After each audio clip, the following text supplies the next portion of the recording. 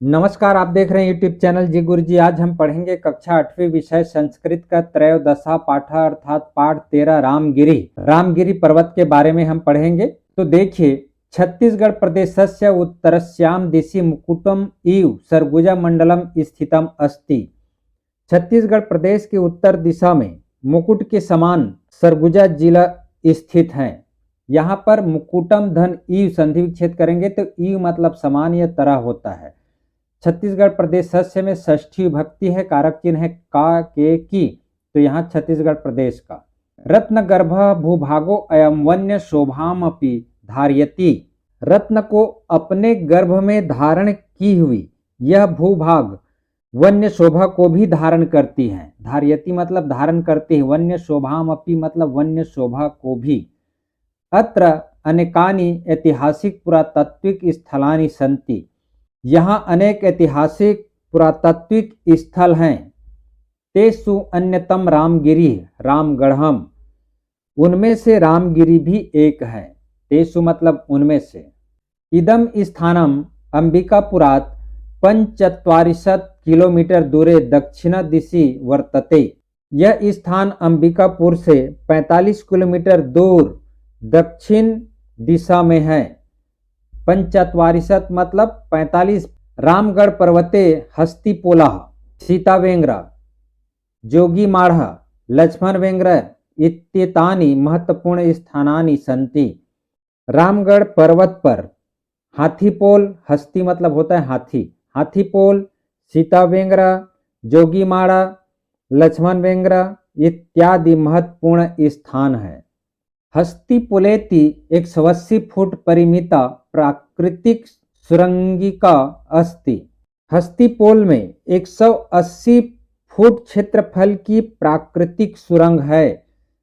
यहाँ पर परिमिता मतलब होता है क्षेत्रफल, सुरंगिका मतलब सुरंग, अस्ति मतलब है। अस्य अंतर्भागे स्रोतः प्रवहति। इसके अंदर के भाग में झरना बहता है। स्रोता मतलब झरना, प्रवहति मतलब बहता है। अत्रे एकम शीतलम जल कुंडम वर्तते। यहाँ पर एक शीतल जल कुंड है। वर्तते मतलब है। अत्रे अत्र धन ए वृद्धि स्वर संधि। यत् सीता कुंडम इति कथ्यते, जो सीता कुंड ऐसा कहा जाता है। अत्र श्री रामः वनवास काले किंचित कालम निवसत। यहाँ राम ने वनवास के समय में कुछ समय तक निवास किया था। निवसत मतलब निवास किया था। विश्व कवि कालिदास अत्रैव निवसन मेघदूतम इति काव्यस्य रचनाम अकरोत्।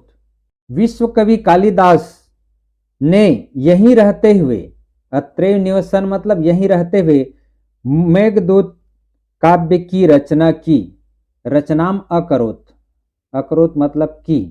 तेन दूत काव्ये सीतायाः स्नानेन अत्रत्य जलानि पुण्यानि तरवः स्नग्धक्षाया इति रामगिरेः वर्णनम कृतम।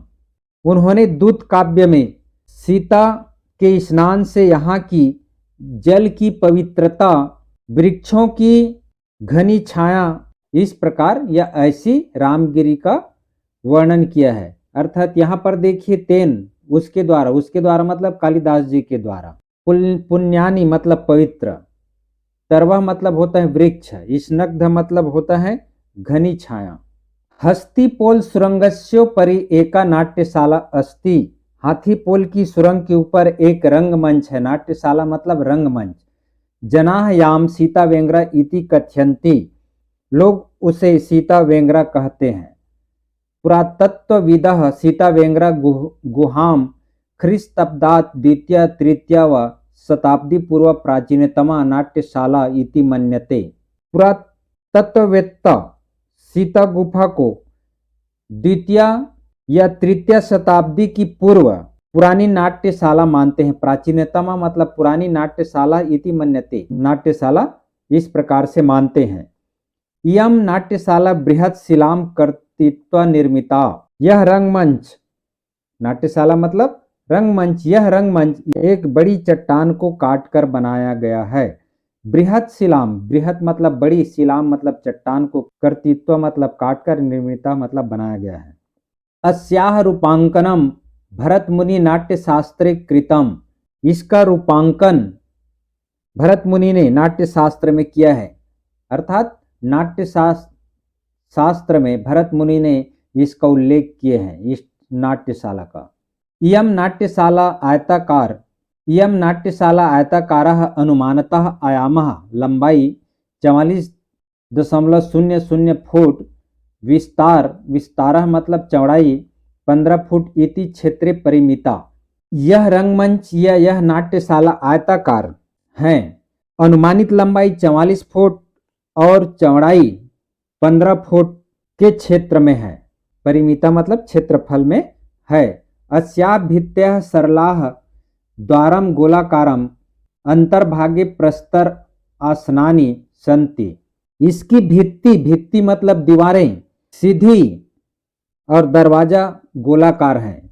सरला मतलब सीधी, द्वारम गोलाकारम मतलब दरवाजा गोलाकार है, तथा आंतरिक भाग में बैठने के लिए पत्थर का आसन है। प्रस्तर आसनानि सन्ति अर्थात पत्थर का आसन है। अस्याः उपयोगः नाट्यस्य कृते अभवत्, इसका उपयोग नाटक के लिए हुआ था। ब्राह्मी लिप्याम उत्कीर्णः एकः शिलालेखो अस्ति, ब्राह्मी लिपि में खुदा हुआ एक शिलालेख है। शिलालेख मतलब जो पत्थर को खुदाई करके कुछ लिखा जाता है उसको शिलालेख कहा जाता है। अयम भारतस्य इतिहासे अद्वितीयः अस्ति, यह भारत के इतिहास में अनुपम है। अद्वितीय मतलब अनुपम है। अस्याः अनुसंधानम 1848 ख्रीस्ताब्दे कर्नल औसले इति महाभागेन कृतम, और इसकी खोज 1848 ईस्वी में कर्नल औसले महोदय ने की थी। सीता वेंगरा गुहायाः पार्श्वे अन्य गुहा जोगीमाढ़ अस्ति, सीता वेंगरा गुफा के पास एक अन्य गुफा जोगीमाढ़ है। पार्श्वे मतलब समीप होता है, अन्य गुहा मतलब अन्य गुफा। अस्याः भित्त्यः वज्रलेपेन प्रलिप्ताः सन्ति, इसकी दीवारें सीमेंट से लिपी हुई है। वज्रलेपेन मतलब सीमेंट से लिपी हुई है। छदि भित्तिषु च पत्र पुष्प पशु पक्षी नर नारी देवदानवः योद्ध हस्तिनाम चित्राणि सन्ति। छत में, छदि भित्तिषु मतलब छत की दीवारों में या छत के दीवारों पर फूल पत्ते पशु पक्षी नर नारी देवता और राक्षसों, साथ ही हाथी पर सवार योद्धाओं के चित्र हैं। योद्ध हस्तिनाम अर्थात हाथी पर सवार योद्धाओं के चित्र हैं। येषां भित्ति चित्राणाम विशिष्ट महत्वम अस्ति, इन भित्ति चित्रों का विशेष महत्व है। भित्ति चित्राणाम प्रकाशनम 1904 ईस्वी डॉक्टर ब्लासा भारतीय चित्रकलायाः विज्ञः R.A. अग्रवाल महाभागस्य कुरुताम।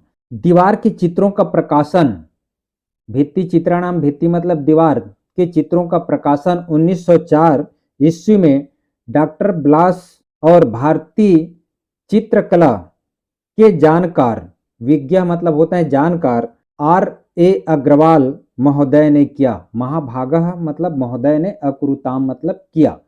अस्याम पाली भाषाम एकः शिलालेखः उत्कीर्णः, इसमें पाली भाषा में एक शिलालेख खुदा हुआ है। उत्कीर्ण मतलब खुदा हुआ है। शिलालेखे रूप दक्ष देवी दनस्य देवदासी सुत कन्याः प्रणय गाथा पणिता अस्ति। शिलालेख में रूप सज्जा का काम करने वाली देवदिन देवदासी सुतनुका की प्रणय कथा का वर्णन है। प्रणय कथा या प्रणय गाथा का वर्णन है। किसका है? देवदासी सुतनुका का, इसको याद रखिएगा। जोगीमाड़ा गुहायाः अग्रभागे अपरा लक्ष्मण वेंगरा गुहा अस्ति। जोगीमाड़ा गुफा के आगे, अग्रभागे मतलब आगे, दूसरी लक्ष्मण वेंगरा गुफा है। पर्वतस्योपरि एकम सिंह द्वारम अस्ति, पर्वत के ऊपर एक सिंह द्वार है। द्वारस्य प्रस्तरः बृहदकारो अस्ति, द्वार के पत्थर का कार बड़ा है। द्वारस्य मतलब द्वार का षष्ठी भक्ति, प्रस्तर मतलब पत्थर, बृहदकारो मतलब बड़ा है। तत्र मूर्ति मंदिर तडागव शेषः प्रमाणयन्ति। वहाँ मूर्ति मंदिर तालाब के अवशेष प्रमाणित करते हैं कि यह क्षेत्र प्राचीन काल में किला था। प्रमाणयन्ति मतलब प्रमाणित करते हैं, यत मतलब कि, इदम मतलब यह, क्षेत्रम मतलब क्षेत्र, पुरा मतलब प्राचीन काल, दुर्गम मतलब किला, दुर्ग से दुर्गम बना है, किला आसित था। रामगिरी वन देव्याः ललितपुरेतिहासस्य संधाता संस्कृत भाषाश्च स्वर्णिम काल दृष्ट अस्ति। रामगिरी पर्वत वन देवी का और ललितपुर के इतिहास का तथा संस्कृत भाषा का स्वर्णिम काल दृष्ट है। संस्कृत भाषाश्च मतलब संस्कृत भाषा का। अत्र आषाढ़ मासस्य प्रथम दिवसे छत्तीसगढ़ संस्कृत अकादम्याः गरिमामयः सांस्कृतिक कार्यक्रमः विचार गोष्ठी च आयोज्यते। यहाँ पर आषाढ़ महीने के पहले दिन, प्रथम दिवसे मतलब पहले दिन, छत्तीसगढ़ संस्कृत अकादमी का गरिमामयी सांस्कृतिक कार्यक्रम और विचार गोष्ठी आयोजित होती हैं। आयोजने संस्कृत भाषायाः विद्वांसः इतिहासविदः पुरातत्वविदः जनान् उद्बोधयन्ति। आयोजन में संस्कृत भाषा के विद्वान, इतिहासकार और पुरातत्ववेत्ता लोगों को संबोधित करते हैं। जनान मतलब लोगों को, उद्बोधयन्ति मतलब संबोधित करते हैं। तर्कयन्ति विचारयन्ति अन्यो अयम यत रामगिरित्येव। तर्क करते हैं, विचार करते हैं कि यह रामगिरी अद्भुत है। इस प्रकार आपका रामगिरी पर्वत पाठ समाप्त होता है। अब देखते हैं प्रश्नोत्तर। पहला प्रश्न है, निम्नलिखित प्रश्नों के उत्तर संस्कृत में लिखिए। नीचे जो दिया हुआ है इसका उत्तर आपको संस्कृत में लिखना है। तो क्या है, सरगुजा मंडलम कुत्र स्थितम अस्ति। सरगुजा मंडल कहाँ स्थित है?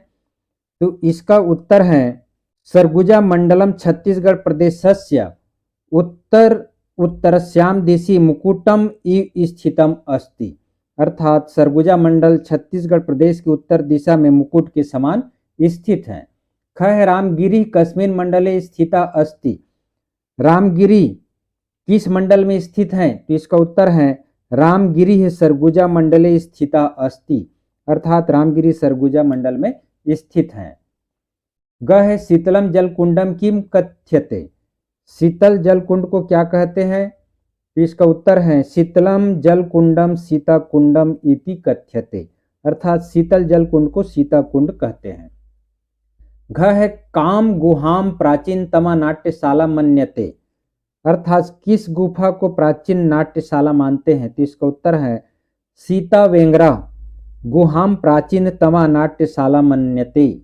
सीता वेंगरा गुफा को प्राचीन नाट्यशाला मानते हैं। अंग है, पर्वतस्य ऊपरी किम अस्ति। पर्वत के ऊपर क्या है? तो इसका उत्तर है पर्वतस्योपरि एकम सिंह द्वारम अस्ति। अर्थात पर्वत के ऊपर एक सिंह द्वार है। दूसरा है, संधि विच्छेद कर प्रकार लिखिए। यहाँ पर जो शब्द दिया हुआ है उसको आप संधि विच्छेद करेंगे और प्रकार भी बताएंगे। तो भूभागो अयम, इसका संधि विच्छेद करेंगे तो भूभागः धन अयम विसर्ग संधि। इत्येतानि, इति धन एतानि यण स्वर संधि। बृहदकारः, बृहत धन आकारः व्यंजन संधि। पुरेतिहासस्य, इसका संधि विच्छेद होगा पूरा धन इतिहासस्य। ये जो है गुण स्वर संधि है। रामगिरी इति, रामगिरी धन इति विसर्ग संधि। अब देखिए तीसरा, नीचे लिखे विग्रह युक्त पदों के समासिक पद बनाइए। ये जो समासिक पद बनाना है अर्थात जो समास विग्रह है उसको आपको जोड़ना है। तो पहला है वनवासस्य काले, वनवास काले। उसी प्रकार सीतायाः कुंडम, सीता कुंडम। स्नग्ध छाया का स्नग्ध छाया। नाट्यस्य शाला, नाट्यशाला। फिर है विशिष्टम महत्वम, विशिष्ट महत्वम। चौथा है, नीचे लिखे वाक्यों का संस्कृत में अनुवाद कीजिए। तो क्या है, मैं छत्तीसगढ़ प्रदेश में रहता हूँ। तो अहम छत्तीसगढ़ प्रदेशे निवसामि, क्योंकि प्रदेशे क्यों हुआ, सप्तमी विभक्ति है प्रदेश में, तो प्रदेशे निवसामि। ख है पर्वत से झरना निकलता है, तो पर्वतात, क्योंकि अलग होना अर्थ में पंचमी भक्ति का प्रयोग होता है तो झरना अलग हो रहा है, तो पर्वतात स्रोत निर्गच्छति, झरना मतलब स्रोत। गह राम ने यहाँ पर कुछ समय तक निवास किया था, तो रामः अत्र किंचित कालम निवसत। घ है छत्तीसगढ़ में 36 गढ़ थे, तो 36 गढ़े 60-63 गढ़ा आसन। अंगय मुझे संस्कृत भाषा अच्छी लगती है, तो मह्यम संस्कृत भाषा रोचते। पांचवा है निम्नलिखित पदों में से उपयुक्त पद रिक्त स्थान में लिखिए। यहाँ पर जो शब्द दिया हुआ है उसको जो उचित आपको लग रहा है या जो सही उत्तर है उसको खाली स्थान में लिखना है। तो इसमें प्राचीनतम है, कश्चित कालम है, मुकुटम यु है, नया है, पाली भाषायाम है, वो इसी में आएगा। तो पहला है उत्तरस्याम दिशि खाली स्थान सरगुजा मंडलम स्थितम अस्ति, तो यहाँ पर आएगा मुकुटम इव, ये वाले मुकुटम इव आएगा पहला में। दूसरा है सीता वेंगरा गुहा खाली स्थान नाट्यशाला अस्ति, तो यहाँ पर आएगा प्राचीनतमा, तो सीता वेंगरा गुहा प्राचीनतमा नाट्यशाला अस्ति। तीसरा है अस्याम खाली स्थान एका शिला लेखा उत्कीर्ण, तो यहाँ पर आएगा पाली भाषायाम। चौथा है अत्र श्री रामः वनवास काले खाली स्थान निवसत, यहाँ पर आएगा कश्चित कालम, अर्थात कुछ समय बिताए थे श्री राम वनवास के समय। पांचवा है खाली स्थान अयम रामगिरी है, तो यहाँ पर आएगा अन्नय। पहला इन्हें हम यह भी कह सकते हैं, यह कह सकते हैं मतलब जैसे पर्यायवाची है ये।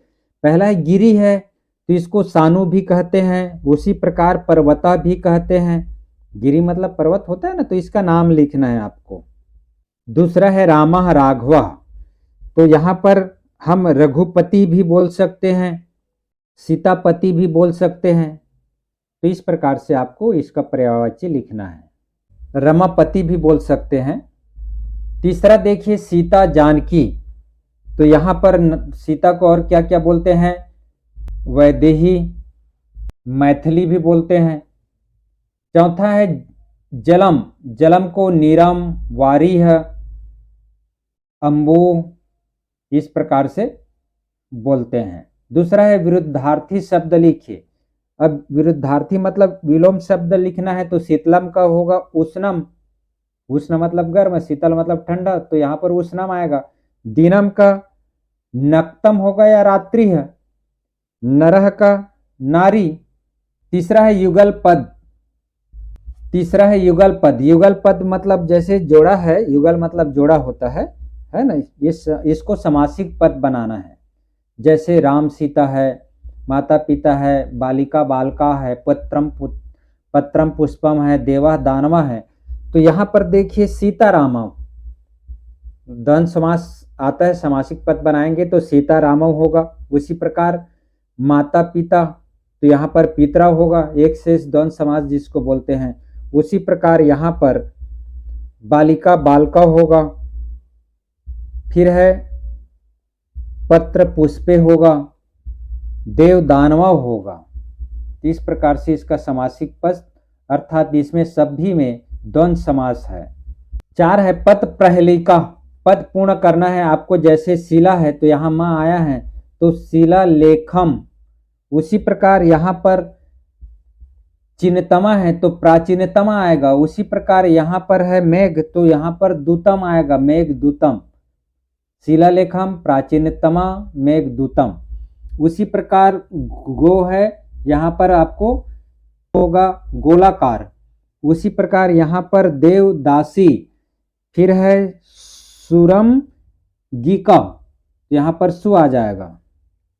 5वां है अर्थ पहेलिका, हिंदी में अर्थ लिखना है। नाट्यशाला किसको बोलते हैं, तो नाट्यशाला मतलब रंगमंच जिसमें नाटक खेलने का घर होता है उसे नाट्यशाला कहते हैं। शाला मतलब होता है घर, जिसको हम लोग जैसे विद्यालय बोलते हैं ना, विद्यालय विद्या का घर, हिमालय हिम का घर, तो नाट्यशाला पाठशाला। उसी प्रकार से ये जो है नाटक खेलने का घर। उसी प्रकार है अवशेषाह, अवशेष मतलब बचे हुए या खंडहर, शेष या भाग, तीसरा है दुर्गह। दुर्गह मतलब किला होता है, उसी को गढ़ भी बोलते हैं। तो इस प्रकार आपका पाठ रामगिरी पाठ समाप्त होता है। तो वीडियो को देखते रहिए, लाइक एवं सब्सक्राइब जरूर कीजिएगा। धन्यवाद।